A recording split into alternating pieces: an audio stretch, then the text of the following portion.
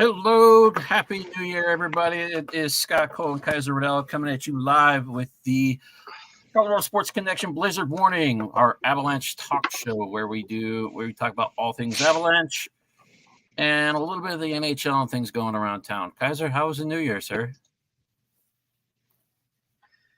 New Year was actually really good. New Year was really good. The only sad part was I missed the New Year's Eve game. Yeah, I saw a bit of that game here and there. I ended up going into work early because New Year's Eve in a casino. Yeah, a lot of fun there. But if you guys are joining us and watching the show, if you're on Facebook, please give permissions to StreamYard to share your name. That way we know who we're talking to. If you're on YouTube, don't have to do that because it's already done for you. And thank you for watching the show, chiming in. I might lag for a second because I'm connecting my YouTube. He's throwing his YouTube on there. And Willow Seasonings and Blends is the official sponsor of Colorado Sports Connection. You can earn 15% off your online purchases at willowseasonings.com. Use the code CSC 2023. That was the last code. Oh, it's CSC 2024 now, starting January 1st. So we got that taken care of. I will say the Willow blends and seasonings I've used some of those. They are amazing. They are delicious on wings, steak, whatever you want to do. Mix a little in with eggs, whatever. It all works. It's been 6 games since we've chatted with everybody. The Colorado Avalanche opened up the 2024 calendar year with another come-from-behind victory, which, yes, that's great and all, Kyzer, but I'm over it. I'm over these giving up 4 goals, 5 goals a game, and having to fight back and earn it. It's great to see the team bounce back, but this is an issue, man.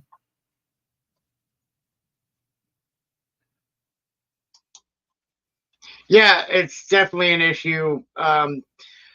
Everyone's been able to break our defense down and separate our D, and it's just they're not there. It doesn't seem like the team is as hungry defensively as they are offensively. Yeah, I mean, it's good to see the goal scoring happening. You know, the Avalanche, it's what they're known for, is being able to score lots of goals in quick succession. You know, Nichushkin had 2 goals. Great to see him lighten things up. MacKinnon continues his prowess with another 3-point game, including the game-winning goal in overtime. Sam Girard's back. He got an assist in this game. It's nice to see him back in the lineup again. We'll talk more about that a little bit later.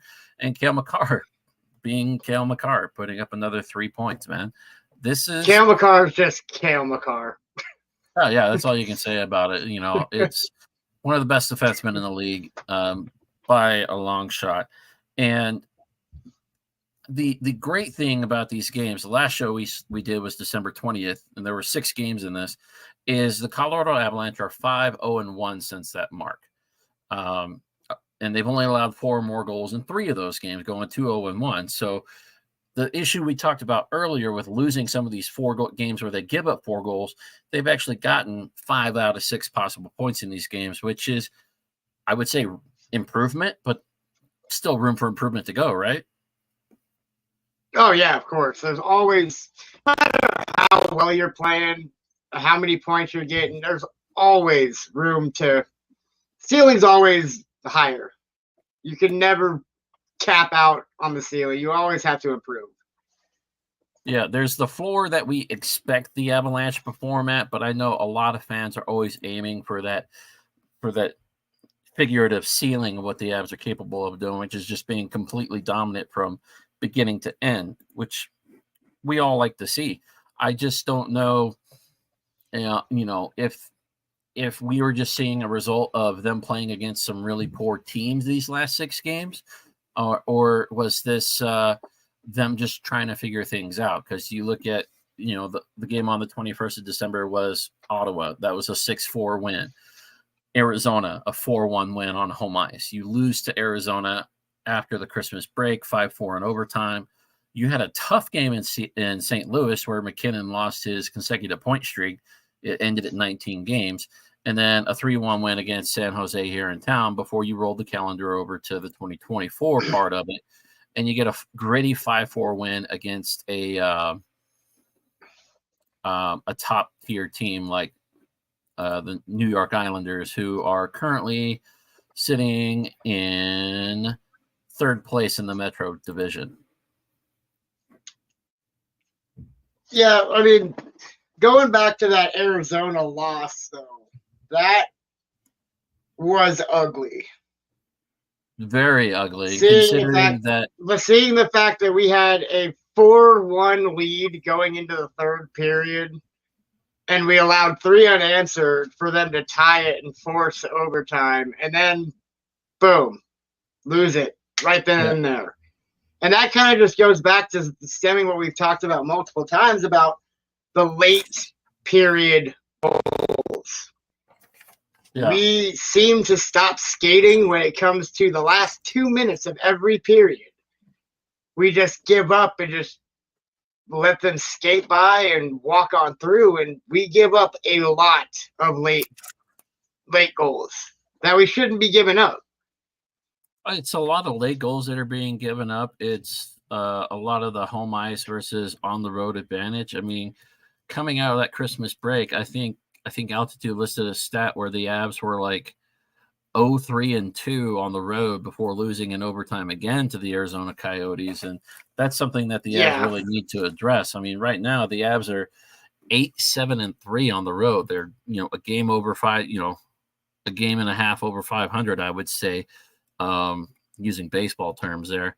But it's something that they have to improve. The Avs have one of the best records at home. They're currently 16-4-0 at home, which is fantastic. It leads all of the NHL. The next closest team are the Vancouver Canucks, who are just having an amazing season at 14-4-1 on their own home ice. So you've really got to look at, yes, Avs are dominant at home and they're winning games, and it's great for the fan base and you're selling out your own arena, but the frustrations come from not having that dominant run that you had at the end of last season that carried into this season with a 15-16 game road winning streak. One of the best records in the NHL. Well, we're still on that. Yeah, it was 16, I believe it was, for the home win streak. So the Avs need to find a way to get back to that. And part of that, I feel, is a change. There was a lot of turnover from last season's roster to this season's roster. We'll address that a little bit later, but let's get to some fun news, some awesome news. Nathan MacKinnon earned the first star of the month for the December, and he tore it up, man. 11 goals, 18 assists, 19 game point streak from November 20th to the 27th of December. Like I said earlier, had ended in St. Louis. It was a 19 game point streak. That's a typo on me. I forgot that. It was the third longest point streak in franchise history. Talk about amazing. And now he's just started up again. Another 3 points last night. You think he can get on another roll? I definitely think he can. I mean, he's kind of found his grit. He's been unbelievably, he's been dropping back, playing defense as well, causing a lot of turnovers lately, as well as the unbelievable hits that he's been throwing lately. His reverse hit. His reverse hit against the San Jose rookie kid. Yeah. The rookie kid from San Jose, he leveled him. Dude, but he's finally tuning into his game. Yeah, it wasn't just the hit, the reverse hit that he laid. It was the fact that MacKinnon just kind of skated backwards, gave him the nod, welcome to the NHL. Stared him down and was welcome, bud. Yeah, thanks for trying. Yeah, I think he's going to continue. He's going to start a whole new point streak. It's also interesting to look at this top line that the Avs he's starting to get a little more chemistry. Yeah, I mean, you've got Nichushkin, Rantanen, and Nathan MacKinnon up on that top line, and we're starting to see Nichushkin bloom. We're seeing Mikko kind of settle in and whatnot.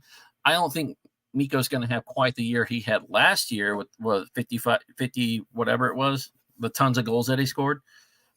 But I think he's going to find his groove again. At least I hope it is. The question now becomes what's going to happen with the second line once Lehkonen gets back and everything else, which I think we're still a few weeks away from Arturi Lehkonen returning to the team. But we did have somebody else return on the team, which a lot of fans, it's been a polarizing player for years because he's always been in trade rumors and everything, and that is Sam Girard. He finally came back. Sam Malinski was sent down to the Colorado Eagles. Girard's been on the ice a few times. He's touched the puck on these home games. The fans have shown tremendous support and cheering for him, and he even got an assist in this last game. So it's nice to see, your second line defenseman on the ice. I will say I understand the reason for moving Sam Malinski down to the Eagles so he can get more playing time and kind of, builds his strength and conditioning a little bit more. He did play, 14 games with the Colorado Avalanche, 1 goal, 4 assists. And I think he was averaging somewhere around 14 minutes of ice time in those games. So is this somebody that we could potentially see on the Avalanche roster moving forward? I believe so, yes. Malinski's been unbelievable on the blue line. He's got a lot of skating styles, just like Makar has. And he handles the puck really well. He's a good offensive presence. I think if we get him to develop a lot more with the Eagles, he's a good replacement for Jack Johnson. Yeah, when we end up wanting to, turn our heads on him and have him go his own way when he decides to retire or whatever he decides to do. But he's a good replacement. I mean, not only is he a potentially great replacement for Jack Johnson, I mean, Jack Johnson isn't really making that much with the Avalanche. He's only making $775,000 this year, but Malinski's making even less than that. Yeah. Well, he's on his entry-level contract. Yeah.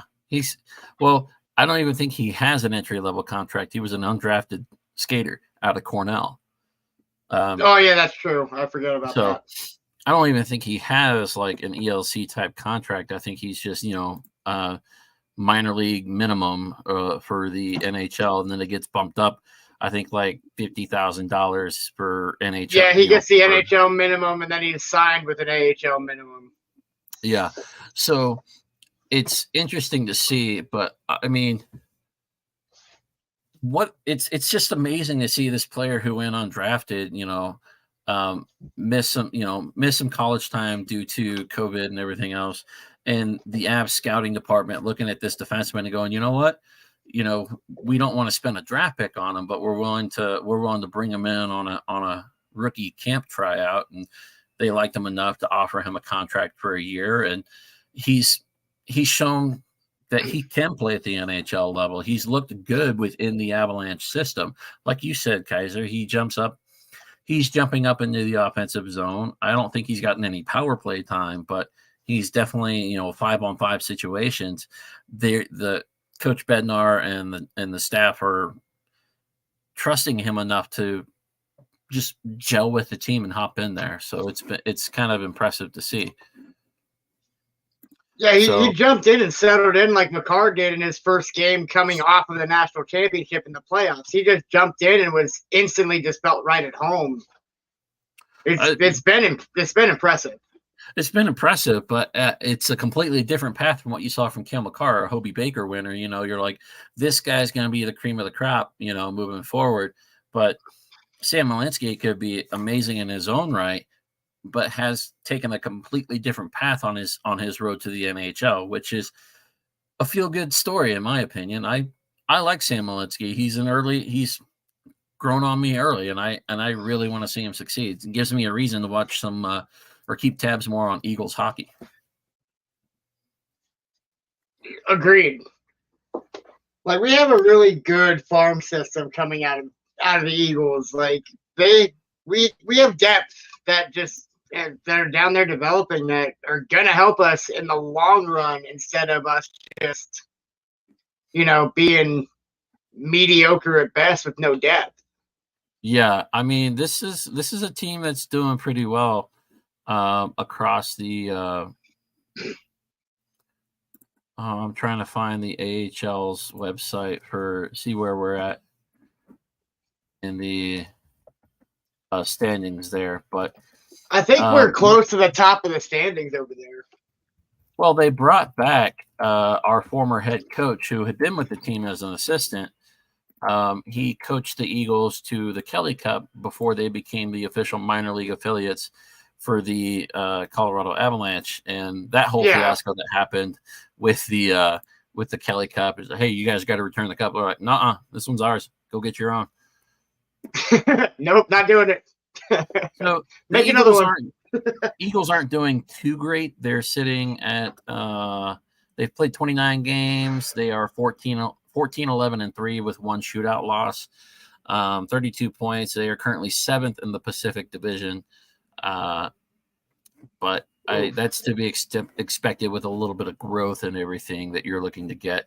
And this head coach who's been an assistant now implementing his style of hockey, which I think is more in line with what the Avalanche have in mind overall. Well, and just comment on that too. It's more or less we're bringing up a lot of the AHL's top players to come be with the Avs. So yeah, that kind of leaves them without Malinski, top scorers and this and that. Yep. Like Caleb Jones, yeah. It's difficult to be consistent in the minor league as an affiliate for an NHL team when some of your top talents or some of the talents that the Avs feel will benefit them and helping them win games on the way to a potential Stanley Cup title. So it's definitely tough to lose some of that talent. But here's the bigger question I have for you, and I am just burning through topics right now. But it's all right. There's a lot of topics we could end up bringing in and going to town. Yeah. So we'll probably spend a lot of time in this specific area right here. Is the Avalanche have 44 games left. We've played 38 games, 82 game season. They still have their break, their team designated break. Each team has a designated week or 3-4 days. You get a week for All-Star break, and I think ours is like right after that. I think it's like the end of this month, January 27th or so, I think is where our break is thrown in. Yeah. So we play the 26th. That's right. We play the 26th this month against LA here at home, and then we don't have another game until February 5th. So I think that's okay. That's right. That's right around the time. And I don't think I'm trying to remember. I don't know. I think that's around the same time as the All-Star game, isn't it? Roughly, yeah. All-Star I think game it's 24. Yeah. So I think that's around the time the Avs are planning on trying to get Nichushkin back in the lineup. Lehkonen back in the lineup. All-Star weekend is the 1st through the 3rd of February. So, we enter our break period, and then the All-Star game occurs, and then we get back into action with the Colorado Avalanche on the 4th. Wrong month. Never mind. The 5th of February. So it's literally like the day after the All-Star break. So, or a couple days after the All-Star break. So the question I have here is, with the Avs currently having 44 games left, they are first in the Central with 24 wins, 11 losses, 3 overtime losses. Still sitting first in the Central. You're 1 point up on Winnipeg and 3 points up on Dallas. What do the Avs need to do to either maintain their current position or to improve their position? Well, I've been saying it for the last 4 shows. We need to tighten up the defense. Like, if we tighten up the defense, we're not giving up so many shots. We started the last couple games with only allowing 15 shots against San Jose and 22 against the Islanders 19. Last night. Let's take a look at the last couple games here. I've got. If we if we limit the shots and our defense tightens up, Georgie won't have to make so many saves. But on that other note, Georgie needs to tighten his game up 100% significant. Like, it's significant. Yeah. He needs to tighten his game up. Because giving up 3+ goals a game is not going to cut it. It's tough. It's super tough trying to win games when you're giving up 3 or 4 goals. He's relying on our Georgie's relying on our offense to outscore the other team because he's having a hard time. He's not stopping pucks. He's not looking the way he should. Like the first 3 goals of last game were soft goals. My biggest issue with the game last night is you only gave up 22 shots on goal, yet they scored 4 goals. Granted, the 4, like you said, first couple goals were soft. Third goal they gave up was a nice shot,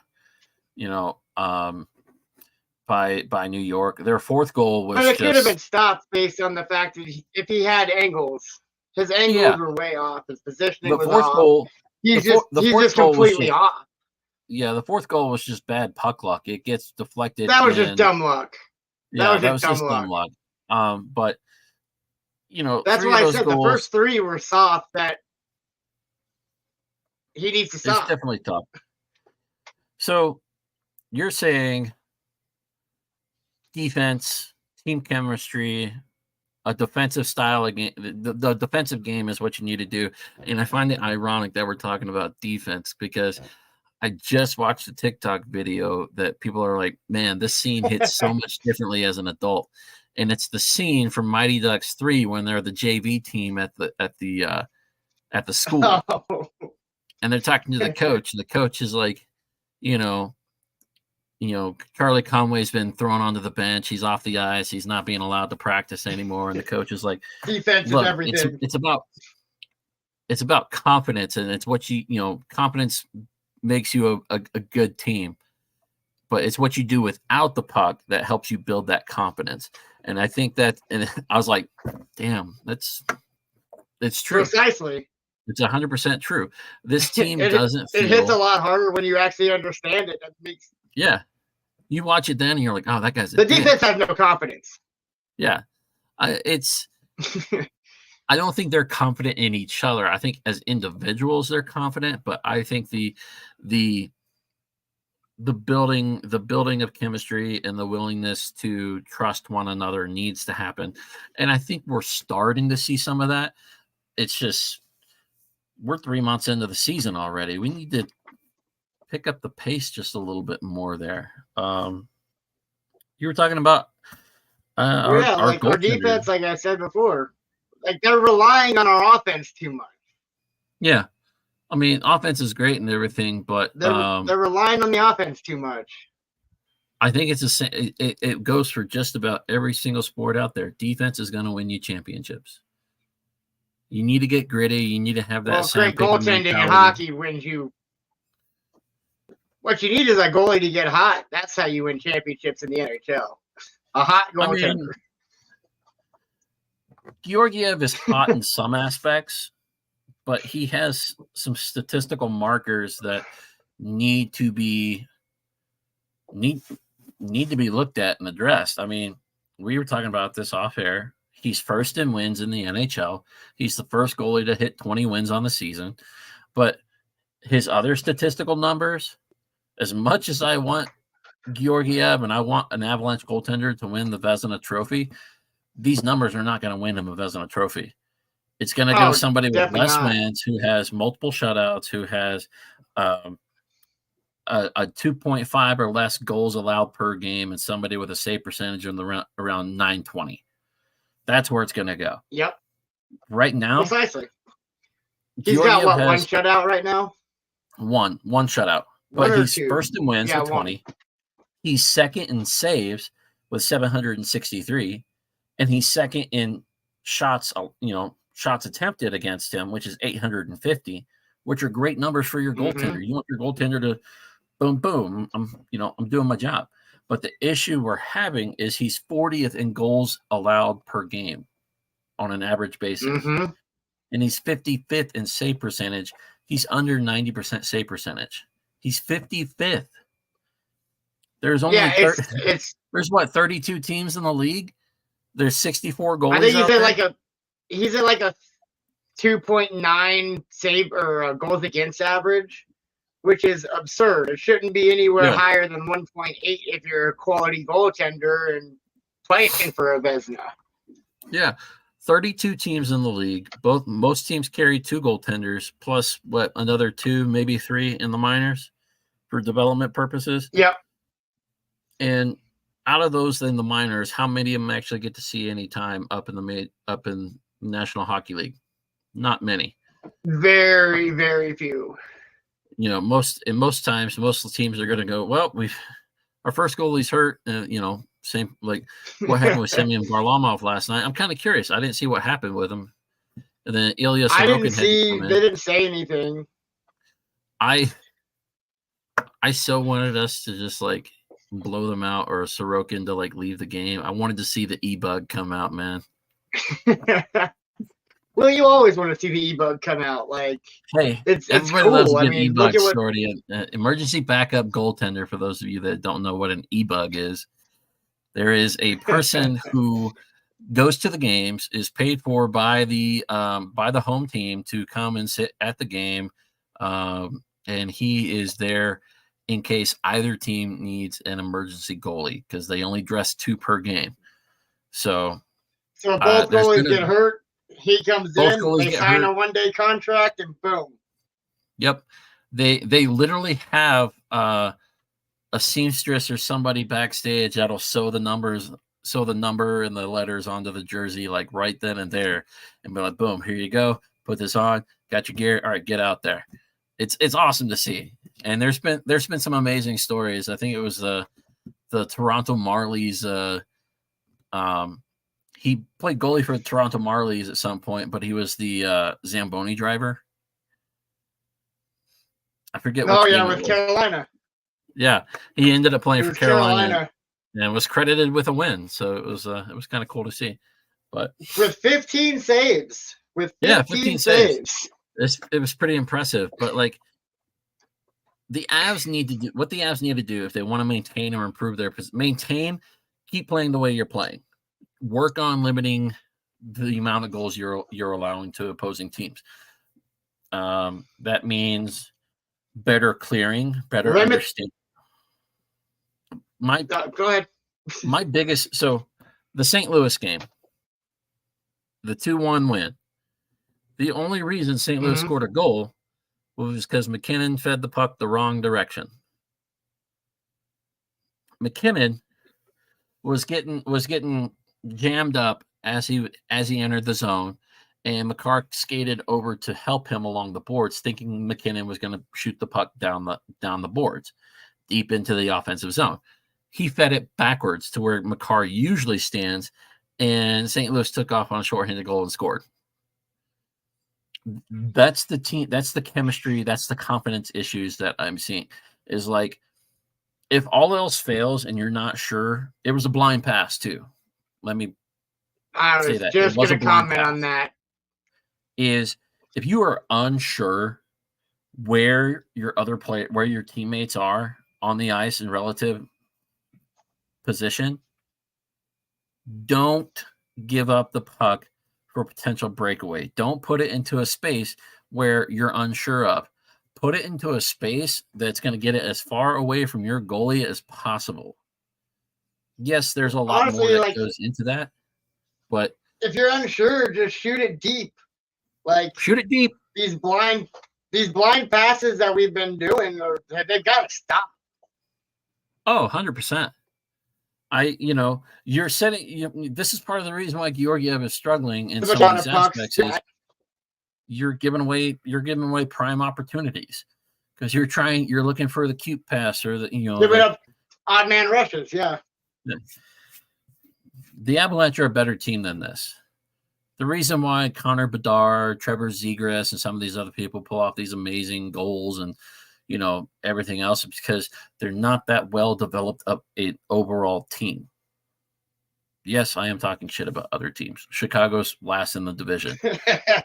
Anaheim, last in their division, I believe. San Jose, last in the league. Yeah, last in the league. Anaheim seventh in the Pacific. You know, some of these teams, Ottawa, Buffalo Sabres, Columbus, Pittsburgh. Good God, Pittsburgh is seventh in their division. That's just terrible. But these teams, some of these teams are trying their best to create interest and everything and are young building teams. The Avalanche have established themselves in a potential dynasty window. They need to go out and perform like that. You know, you need to perform like the New England Patriots in a dynasty, not the Kansas City Chiefs in a dynasty. 6 Super Bowl wins versus what, 2 for Kansas City? 2. And Tom Brady, I use this because a lot of people understand it. Tom Brady didn't bitch about not getting the calls. I mean, he did sometimes, but he went out and he performed. He was like, all right, you're not going to give me the calls. I'm going to do it all myself.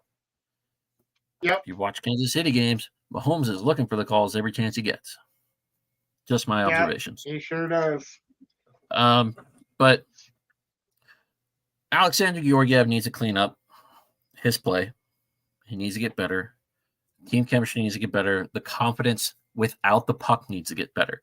They do those 3 things, the Avs are going to vastly improve their position, and they're going to go back to dominating the Central Division. The big thing that I'm looking at is the upcoming schedule for the Avs, though. You have some very telling games coming up on this schedule. Tomorrow night, you're in Dallas. You're playing the team that's in third behind you by 3 points. This is a big Central Division game. Florida comes into town on the 6th, and that's another that could be another telling game right there. You've got a team that is second in their division in the Atlantic behind Boston. And then you have Boston themselves coming into town, first in their division, like I just said. And then Vegas next Wednesday, who is, like I said, sitting, I think, just underneath Vancouver. Vancouver's been playing out of their mind. But these are all. Well, the crazy thing to think about is, if you look at it, we're playing the tops of every division.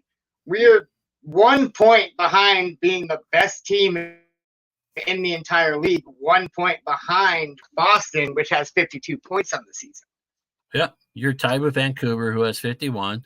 You've got Winnipeg behind you with 50, Vegas 49, Boston 52. But Florida, the downside 48, with that, Rangers 51. The downside with that is all 3 teams ahead of us or tied with us have at least 2 to 3 games in hand on us. The Avs have played more games compared to most teams this year, which means we're due for some of these periods. And I think we'll see a lot of that balance out at the end of the month when we hit that break window before the All-Star game.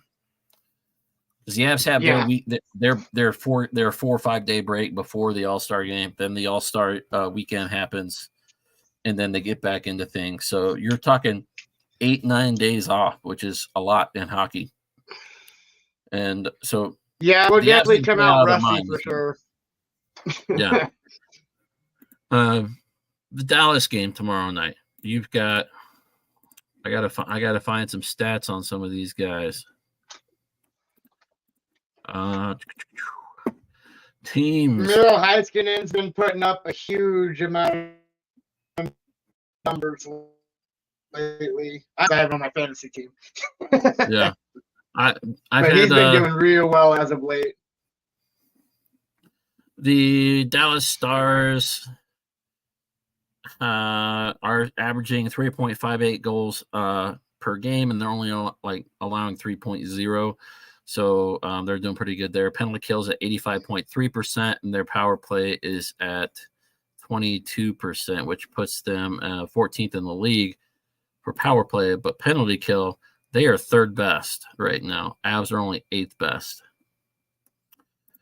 And they, it's going to be an interesting game because you've got the Avs and Stars who are 2 of the top 5 teams in the league in goals scored per game, averaging 3.5 to 3.6 a game. So this could be a big scoring game. I don't know what the line is for this game.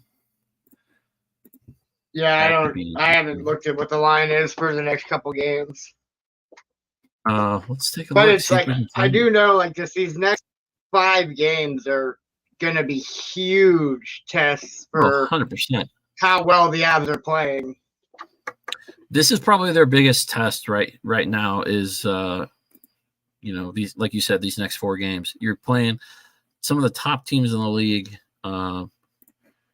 right now, so it's definitely going to be interesting for sure to see how they bounce back from these favorable games that they've had. These last 6 games, you're playing bottom tier type teams, and it worked out to your advantage. The over under is currently 6 goals on the according to BetMGM for the Dallas and Avalanche game. Spread is 1.5 in favor of the Dallas Stars. Yeah, gonna be interesting game for sure. But we'll see, man. I look forward to seeing what's going to happen these next few games. You've got 2 second place or a third place team, 2 second place teams, and Boston, which is first place in their division. And again, 2 of these games are here at home against Eastern Conference foes. You're not going to see them again. I think we still have to go to Florida, and I think we've already done Boston away, haven't we? I'm not sure on that one. Yes, I believe we are here. We are here. I'm saying I know we're here against Boston. I was just saying, have we played Boston? We already played in Boston. I believe we did. I know we had the New York swing. I can't remember, honestly. I don't think we have. I think we went to New York. We lost to Pittsburgh. We lost to I think the Islanders. So that was the 2 back-to-back shutouts. But I don't see. Let me pull up the schedule real quick. I'm looking at it right now. No, we have not played in Boston yet. Okay. So we got. They are later this month, the 18th. So we'll talk about them again next week. Here's a question for you, though. Looking at the schedule and looking at the times, why on earth do we have a 2 p.m. game on Saturday against Florida? Our first matinee game, ultimately. Yeah, first Saturday matinee game. Usually when you get a matinee game here in Denver, there's something else going on at Ball Arena. There's no other sports games. Mammoth are on the road. Nuggets are on the road. Unless they've got some Disney on Ice show that we don't know about. Concert or Disney on Ice. Let's take a look, see what's coming up. January 6th. No, nothing. Just a matinee game. Yeah, Nuggets play the night before against hosting the Orlando Magic, and then they play the 7th hosting the Pistons. But nothing else. It's good for us to get that A game, though, because they've been shoving us into these 8:30 time slots on these back-to-back TNT games. So to actually have a 2:00 start, it's going to be really nice. It's going to be great. And then speaking of late night TNT games, Las Vegas next Wednesday. Vegas. Is it 8 p.m.? Back to another. We're hosting Vegas this time, but it's an 8 p.m. game on TNT. So if you don't it'll be an 8:30 game. Yeah, it's probably part of the doubleheader that night for the NHL. Let's take a quick look at what the NHL is doing on the 8th. No, not the 8th. We want to go to the 10th. There are only 3 games on the 10th, and so you got Montreal at Philadelphia next Wednesday at 7 p.m. Eastern. Minnesota and Dallas is the game before us on TNT and Max at Dallas, and then Vegas at Colorado at 8 p.m. Eastern or 10 p.m. Eastern. So TNT and Max, and it says it's going to be broadcasted on Altitude as well. So you guys have your options there. Well, Jenna wasn't able to join us tonight. I'm sure she was probably working or taking care of something. It is the new year after all, so we're all getting back into the swing of things. But we are gonna. I that's all I got, man. That's the show. That's all there is. Well, let's talk about Ben. Let's talk about Ben Myers for a second, though. Okay. What are we gonna do with Ben Myers? His waiver restriction ends at 60 games. He's played 57. And he's played 57. What do we do with him? Do we drop him now and send him down now to save him for when we really do need him? Or do we just continue to play him, and then when MacKinnon comes back, we just go to send him and let someone claim him off waivers? I mean, honestly, like if you look at it, maybe the Avs are comfortable with what Ben Myers has been able to do and what he's giving them playing. Was he fourth line right now? With fourth line with Olofsson. So maybe they like Olofsson, yep. And maybe that's the reason why they've kept him up here. But the Avs are definitely going to have to make a decision on what they want to do with him long term. And I think fans are probably going to get what they want, which is Ben Myers with the club long term. The downside of that, the downside of it is what happens to Ben Myers when Artturi Lehkonen comes back. Lehkonen's going to be back on the second line when he returns. He might spend some time on the third or fourth line getting his skates back under him. He is practicing with the team in a red non-contact jersey, but at some point he's going to be cleared to, return to contact practice and then eventually back to games. But if he comes back, who are you bumping down off that second line, or who's getting bumped to a healthy scratch? Right now, that might be Curtis McDermott. Might get healthy scratch. Well, even regardless though, with that, you still have to send somebody, and they're going to have to clear waivers because you have to open up that roster spot for him to come off of IR and become back in the lineup. True. So does that become Caleb Jones? Who's been a healthy scratch? I wouldn't be opposed to actually keeping him rostered, and when it comes time, if we have to, or we use him as trade bait to go after Elias Lindholm. I think you have, because we do need we need something to be able to give to pull him off, and if we're gonna end up losing him due to waivers anyways, why not? That's only if you go to send him down. Like if you can't find a space for him to stay with the team and you're not going to send him down.